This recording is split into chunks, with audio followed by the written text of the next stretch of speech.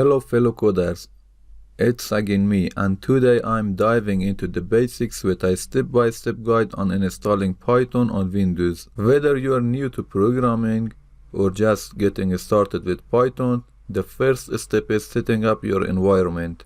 Let's make it easy. I'm running Windows 11, but Windows 10 is almost identical. Head over to python.org and click on Downloads tab.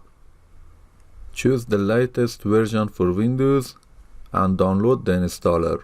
If you want Python for another OS, you can download it from here. Perfect. Once the download is complete, locate the installer file. It usually has a name like Python 3.x.x.exe.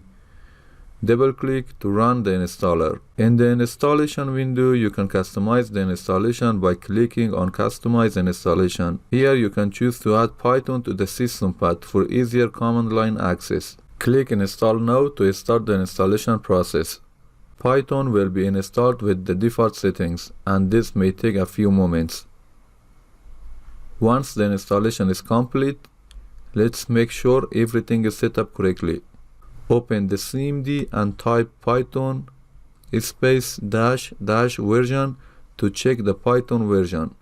Congratulations, you have successfully installed Python on your machine. Now you are ready to start coding. That wraps up our quick guide on installing Python on Windows.